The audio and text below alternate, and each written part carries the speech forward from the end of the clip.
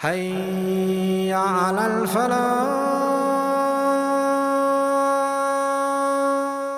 إِنَّا أَعْطَيْنَاكَ الْكَوْثَرَ. We've given you the greatest, the most abundant good. I'm making the dua for the right thing. I'm making istikhara, for example. It's a good dua in its nature. At what point do I say, well, I don't know if Allah is withholding this from me because it's bad for me, or if I should keep on making dua? Do I pray istikhara for the rest of my life? It's like the hadith of the Prophet ﷺ where he instructed young people to get married and he said, لَمْ يَسْتَطِعْ فَعَلَيْهِ بِالصَّوْمِ. Then that person should fast if you cannot get married. And then someone says, I can't fast my entire life, you know. Like at some point, Siyam is great and all, but I can't do this forever. And nor am I meant to do this forever. إِذَا أَتَاكَ مَنْ تَرْضَوْنَ دِينَهُ وَخُلُقَهُ فَزَوِّجُوا. If someone comes to you of good religion and good character, then marry that person. Let's say that I found a religious person, I like that person for the sake of Allah subhanahu wa ta'ala, this is all great. I pray istikhara and it's not working out, and I'm making dua to Allah subhanahu wa ta'ala to ease it, and I'm not really sure what's happening here, and I keep on going and going and going, and then like 2 years have passed and I'm still wondering if I should still have hope that I'm going to marry this person or not. This is where Allah subhanahu wa ta'ala leaves things to your intuition. But at the same time, if you are obsessed with a particular outcome, that's probably a sign that it's an unhealthy pursuit. Even if it's a good outcome in its nature, that's probably a sign that it's an unhealthy pursuit and that you should use your best judgment, your best intuition, and move on to another pursuit while still asking Allah for the best. It was really interesting. There was a brother, and this is a true story, by the way. There was a brother who made this dua, istikhara, like he wanted to marry a particular sister. And there was some difficulty that was there, and he was really sad about it. So then he made istikhara for another girl. He got married to that girl. She got married to another guy, and then they both got divorced, and they both ended up getting married, and now they're one of the happiest couples ever. So at his wedding, he's like, Sheikh, help me understand this. Like, what just happened here? That was a weird journey for me. It all happened like within a year and a half. That brother and that sister getting married and it not working out, there's a hidden blessing in that as well.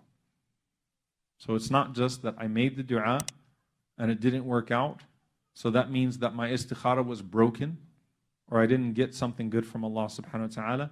Maybe there's something that I learned from that in the akhirah sense, which cannot be quantified, that I'm not capable of grasping, and I should praise Allah subhanahu wa ta'ala for that too. So how does it work? At what point do I give up on making a dua for something or on a pursuit? First and foremost, lessen my obsession with the outcome. Because any obsession with an outcome is not healthy, even if it's a good outcome. The next thing, you know if your pursuit is obsessive or if it's unhealthy, if you're not willing to engage or indulge other pursuits as well that are also good. Because maybe that pursuit. So there is nothing that's found in the hadiths of the Prophet ﷺ or the books of Tazkiyah that says you should pray istikhara 20 times. It's all conjecture. Like there are some scholars that would say you could pray it for 99 years. Keep on praying istikhara. Some scholars that say pray it one time and that's it, move on. This is actually a healthy debate in the books of Tazkiyah. The truth is that at some point you take hints and you redirect your pursuit while asking Allah to bring about the best of a situation. So let's say I moved on from something, but I'm still asking Allah for the best of my situation as a whole. So if Allah brings that back around, alhamdulillah.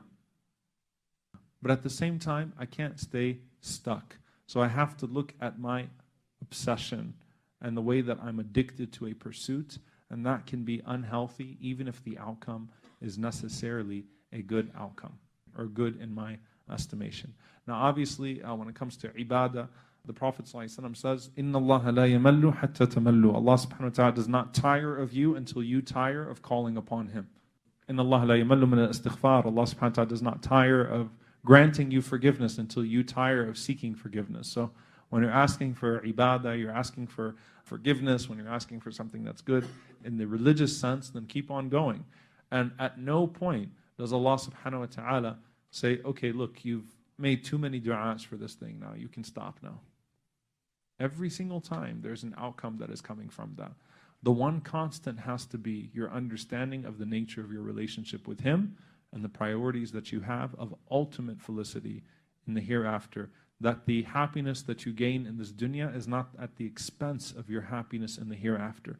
And that any misfortune that you encounter in this world is directly converted into a happiness in the hereafter. And you live between those two stations. And that calms the soul. Ibn Rajab rahimahullah, he actually mentions some of the righteous, they felt too shy to ask Allah for something. But he said it was narrated that some of the companions used to make dua even for salt for their dough, or for like the most minuscule of things, the most minor of things, because they enjoyed calling upon Allah subhanahu wa ta'ala, and they understood that calling upon Allah was a blessing in and of itself.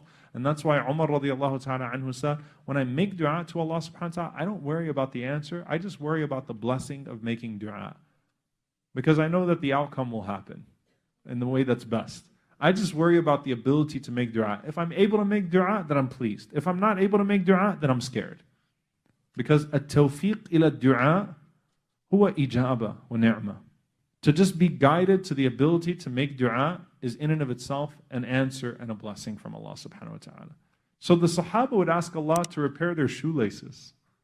So Ibn Rajab rahimahullah basically said, religious people need to calm down. He said, no one's going to be better than the Sahaba. So he actually writes like a condemnation, admonishing those people that say, don't ask too much for dunya. Ask Allah all you want, but don't get addicted to the pursuit. Ask Allah for all good, just don't get addicted to other than Allah subhanahu wa ta'ala. And let your dua always be proportional to where you're asking more for the hereafter, because that's where your priority actually lies. Wallahu ta'ala.